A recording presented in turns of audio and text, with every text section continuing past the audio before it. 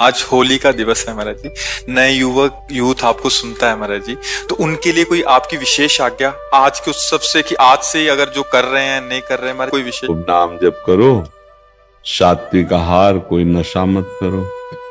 अगर इस शराब मांस, पराई माताओं बहनों की तरफ गंदी दृष्टि करना, अगर ये नहीं करोगे तो आपका जीवन इधर भी मंगलमय रहेगा और शरीर तो छूटेगा ही एक न दिन, वो छूटने के बाद भी मंगल रहेगा।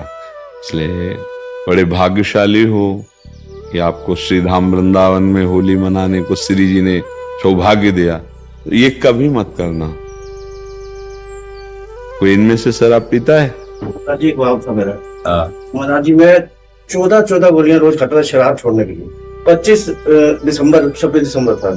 आपने बोला कि आप लोग नशानी आप लोग, महाराज जी कृपा ऐसी हुई है कि एक दिन में गैप ही नहीं, मुझे लगा कि आप ही खड़े हो और बिल्कुल नहीं जाना होगा। श्री जी आप तो महाराज जी साक्षात आप कहे थे, मेरी हिम्मत नहीं हुआ जाने की। जी हमारी लाडली जो बल देती है श्री जी का बल, ये राधा किशोरी का बल है हमारा। महाराज जी मैं तो होली वाले दिन में शराब पी लेता था, आज कृपा से देखो मैं पिछली होली की बात है, बिल्कुल पिछली होली की इतनी कृपा आपकी होगी, बताओ क्या बताए। बस आप आगे करना मत, ठीक है? आप बैठे हो, आप कहते हैं हमारे को तो पूरा विश्वास हो गया आपको। हम तो इसी बात को बार बार दोहराते हैं कि आज जो हमारी नई पीढ़ी है, इसमें जो ये बुद्धि भ्रष्ट करने वाले आचरण आ गए हैं, ये जीवन को बर्बाद करने वाली हैं। हमने कई बार प्रार्थना किया है कि जैसे नई गेहूं की फसल है, बिना बाली पके अगर उसको काट लिया जाए तो एक भी दाना किसी काम में नहीं आएगा।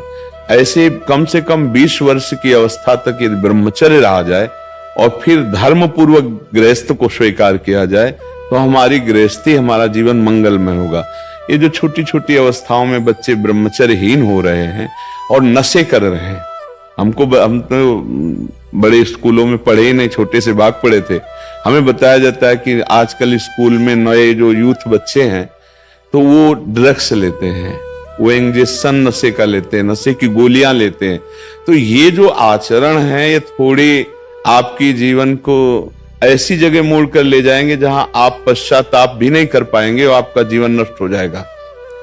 तो ये हमारे जो बच्चे बच्चियां हैं, ये अगर नशे से बचे, व्यभिचार से बचे, क्योंकि अगर नशा है और व्यभिचार है, अब जैसे कोई ड्रग्स लेने लगा, अब उसको पैसा लेने के लिए कुछ भी करना पड़े कर लेगा, क्योंकि नशे के बिना नहीं रह सकता। अगर वो मतलब स्त्री शरीर है या पुरुष शरीर है, उसको कुछ भी करना पड़े। जब ऐसी परिस्थिति आ जाती है तो फिर वो चोरी में उतर जाते हैं, हिंसा में उतर जाते हैं, क्योंकि नशे के बिना नहीं जी सकते। इसलिए सबसे प्रार्थना है नवयुवक भाइयों से कि भगवान के नाम में अपार सामर्थ्य है, राधा नाम में अपार सामर्थ्य है। यदि आप नाम जप करें और व्यसनों को छोड़ दें, व्यभिचार को छोड़ दें, गंदी बातों को छोड़ दें, फिर आप जहां हैं वहीं से आपकी उन्नति प्रारंभ हो जाएगी। यदि नाम का बल है और गंदे बातों को छोड़ दिया, गंदे आचरणों को, तो भगवान कृपा करते, फिर उन्नति हो जाए। अगर ऐसे नशे में, व्यभिचार में अपना जीवन डुबो दोगे तो न राष्ट्र सेवा लायक रहोगे, न परिवार सेवा लायक रहेंगे। तो जो नया यूथ है, यदि शराब पीने से बचे, मांस खाने से बचे, गंदे नशा से बचे, व्यभिचार से बचे, तो इनका जीवन मंगलमय हो जाएगा। अगर ये चीजें करते रहेंगे तो मंगल नहीं हो सकता। नाम जब सब कुछ छुड़वा देगा आपका। जैसे अभी इन्होंने बताया कि मैं 14 टेबलेट खाता था पर मैं नहीं छोड़ पाया। देखो यहाँ कोई चमत्कार नहीं है, यहाँ किशोरी जी का महल, उनकी कृपा है। अगर किसी का कुछ परिवर्तन होता है तो राधा नाम का प्रताप है, उसी से परिवर्तन होता है। यदि आप राधा नाम जप करें और हिम्मत करें तो आप गंदे से गंदे नशा को छोड़ देंगे। और अगर नशा रहित जीवन है, बेविचार रहित जीवन है और नाम जप कर रहे हो, तो फिर जो पदवी चाहोगे प्राप्त हो जाएगा। जब भगवान मिल जाते हैं तो लौकिक संपत्ति की क्या बात।